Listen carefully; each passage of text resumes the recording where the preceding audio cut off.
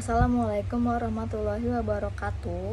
Saya Rani Rahmawati dari jurusan Desain Komunikasi Visual Reguler 2 akan mempresentasikan tugas besar 2 Bahasa Indonesia yang berjudul Tren Peminatan dan Kajian Bahasa Indonesia di Tingkat Internasional, atau saya mengambil topik tentang Perhimpunan Bangsa Asia Tenggara. Indonesia adalah negara kepulauan yang besar. Terdapat sekitar 17.504 pulau besar dan kecil. Indonesia juga merupakan negara yang memiliki daya tarik tersendiri untuk dikunjungi. Tak heran banyak orang asing dari berbagai negara yang datang ke Indonesia baik untuk melanjutkan studi, bekerja, ataupun hanya sekedar berwisata. Hal ini membuat mereka menganggap penting untuk mempelajari bahasa Indonesia.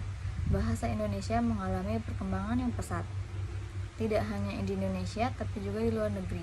Terbukti banyak penutur asing yang berminat mempelajari bahasa Indonesia atau yang kita kenal dengan sebutan BIPA, yaitu Bahasa Indonesia bagi Penutur Asing. Penutur asing menganggap bahwa bahasa Indonesia adalah bahasa yang mudah untuk dipelajari. Pernyataan ini sesuai dengan pandangan yang dikemukakan Tasai dan Zaidan pada tahun 2002. Sebagai berikut, bahasa Indonesia dapat menarik peminat penutur lain untuk mempelajarinya. Selanjutnya, materi tentang rumusan masalah. Berdasarkan latar belakang yang telah disajikan, rumusan masalah dalam konteks ini dapat dirumuskan sebagai berikut. 1. Apakah faktor-faktor yang mendorong minat bangsa-bangsa di dunia untuk mempelajari dan mengkaji bahasa Indonesia? 2. Bagaimana peran bahasa Indonesia dalam konteks globalisasi dan kerjasama internasional? 3.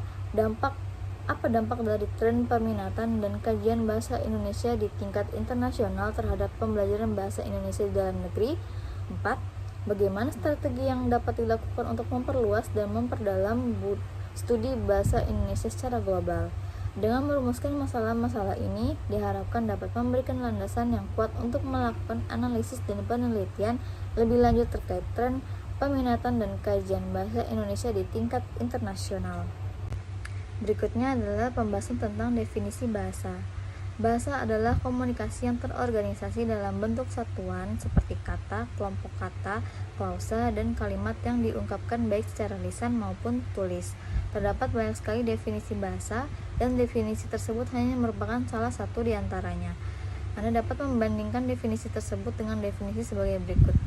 Bahasa adalah sistem komunikasi manusia yang dinyatakan melalui susunan suara atau ungkapan tulis yang terstruktur untuk membentuk satuan yang lebih besar, seperti morfem, kata, dan kalimat, yang diterjemahkan dari bahasa Inggris. The system of human communication by means of a structured arrangement of sounds or written representation to form larger units. Morphemes, word, sentence. Richard Platt and Weber 1985. Di dunia ini terdapat ribuan bahasa dan setiap bahasa mempunyai sistemnya sendiri yang disebut tata bahasa. Terdapat tata bahasa untuk bahasa Indonesia, tata bahasa untuk bahasa Inggris, tata bahasa untuk bahasa Jepang, dan sebagainya. Meskipun kegiatan berkomunikasi dapat dilakukan dengan alat lain selain bahasa, pada prinsipnya manusia berkomunikasi dengan menggunakan bahasa. Pada konteks ini, bahasa yang digunakan adalah bahasa manusia, bukan bahasa binatang. Dalam hal tertentu, binatang dapat melakukan komunikasi dengan seksamanya dengan menggunakan bahasa binatang.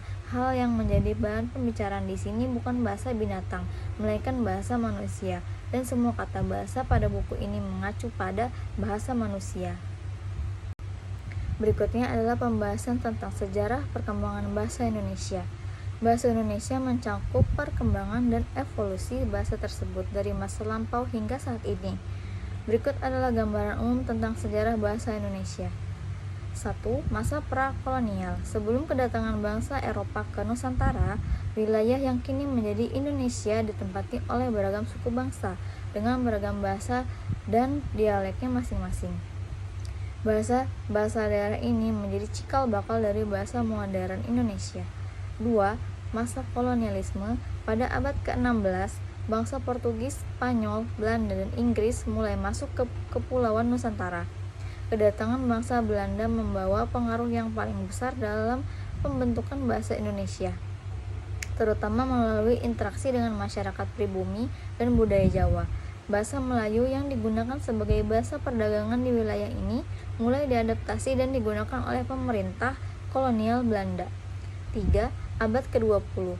Pada awal abad ke-20, gerakan nasionalis di Indonesia mulai bangkit.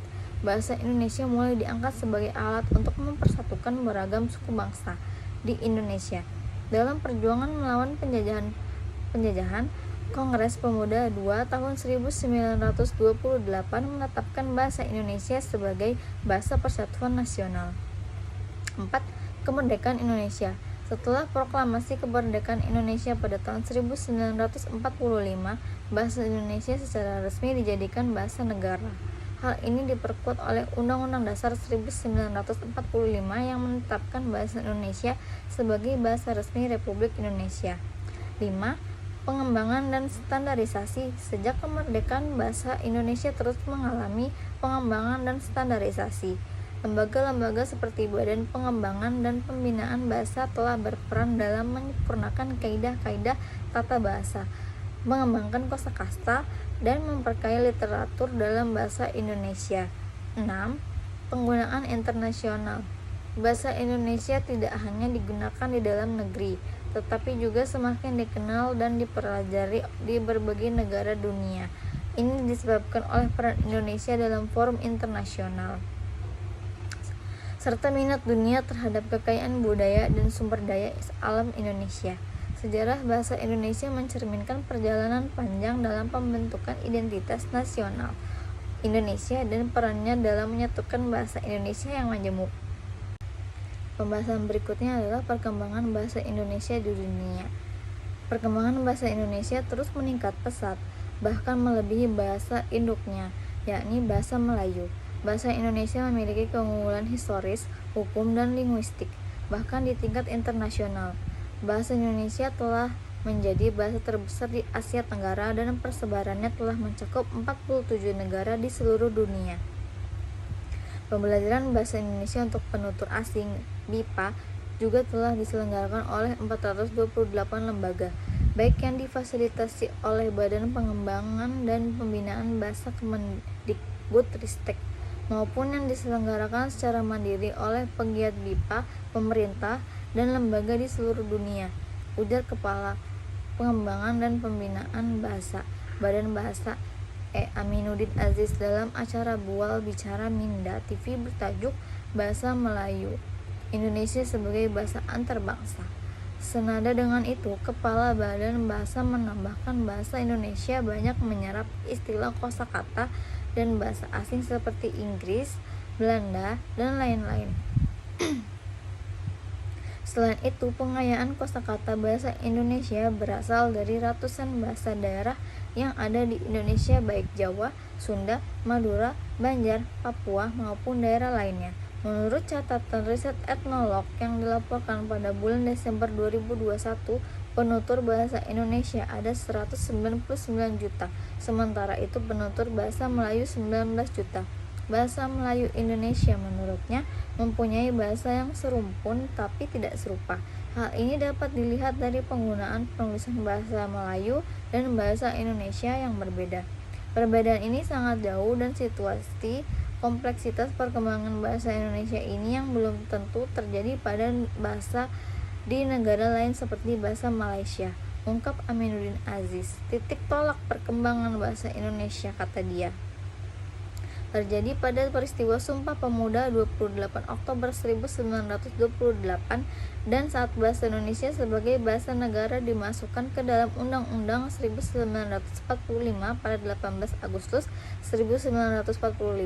Meski begitu, Kepala Badan Bahasa sepakat atas fakta bahwa bahasa Indonesia berasal dari bahasa Melayu. Bahasa Indonesia berkembang jauh melebihi asal-muasalnya, bahasa Melayu. Karena bahasa Indonesia setelah penetapan status diangkat menjadi bahasa negara, terus dikembangkan korpusnya, kamusnya, ejaan, tata bahasanya hingga seperti sekarang. Jelasnya, sementara itu bahasa Melayu bagi orang Indonesia adalah salah satu dari 718 bahasa daerah. Menurutnya, ketika di Indonesia ada yang menyebut bahasa Melayu, perspektifnya adalah bahasa daerah, merujuk data Badan Bahasa. Di Indonesia ada 87 dialek bahasa Melayu. Jika ada pernyataan, maka mari kita perkaksakan jayakan bahasa Melayu. Jelas kami menolak tegas kepala Badan Bahasa. Selanjutnya, upaya untuk mengembangkan bahasa Indonesia di dunia. Upaya untuk mengembangkan bahasa Indonesia di dunia mencakup berbagai langkah strategis yang bertujuan untuk memperluas pengetahuan, pemahaman, dan penggunaan bahasa tersebut di luar wilayah Indonesia. Beberapa upaya yang dapat dilakukan adalah sebagai berikut. 1. Pembentukan program pengajaran bahasa Indonesia. Membentuk program-program pengajaran bahasa Indonesia di lembaga-lembaga pendidikan tinggi dan pusat-pusat studi Indonesia di berbagai negara. Program-program ini dapat mencakup kursus bahasa, pelatihan guru bahasa Indonesia, dan penyelenggaraan ujian sertifikasi kompetensi bahasa Indonesia. 2. Pengembangan materi pembelajaran. Mengembangkan materi pembelajaran bahasa Indonesia yang inovatif dan menarik termasuk buku teks, modul online, aplikasi belajar, dan multimedia interaktif. Materi pembelajaran ini harus disesuaikan dengan kebutuhan dan minat para pembelajar bahasa Indonesia di berbagai tingkatan. 3. Penggunaan teknologi informasi dan komunikasi. Memanfaatkan teknologi informasi dan komunikasi untuk memperluas jangkauan pengajaran bahasa Indonesia. Hal ini dapat dilakukan melalui pembelajaran jarak jauh atau daring, platform belajar online, media sosial, dan aplikasi mobile yang menyediakan konten pembelajaran bahasa Indonesia. 4. Promosi budaya dan sastra Indonesia. Memperkenalkan budaya Indonesia melalui sastra, seni musik, tari, dan kuliner sebagai bagian dari pembelajaran bahasa Indonesia. Mengadakan acara-acara budaya, pameran seni, pertunjukan teater, dan festival kebudayaan Indonesia di berbagai negara untuk meningkatkan minat terhadap bahasa Indonesia. 5. Kerjasama internasional. Mengadakan kerjasama dengan lembaga-lembaga pendidikan, organisasi budaya, dan pemerintah negara lain untuk mempromosikan bahasa Indonesia, membangun jaringan kerjasama dengan lembaga-lembaga yang memiliki minat serupa dalam pengembangan dan pengajaran bahasa-bahasa asing. 6. Pengembangan sumber daya manusia. Melakukan pelatihan dan meningkatkan kualifikasi guru-guru bahasa Indonesia di luar negeri, memberikan beasiswa dan program penukaran bagi para guru dan mahasiswa asing yang tertarik mempelajari bahasa Indonesia dan kebudayaan Indonesia. Sekian dari presentasi saya. Mohon maaf bila ada salah kata dan saya ucapkan terima kasih. Assalamualaikum warahmatullahi wabarakatuh.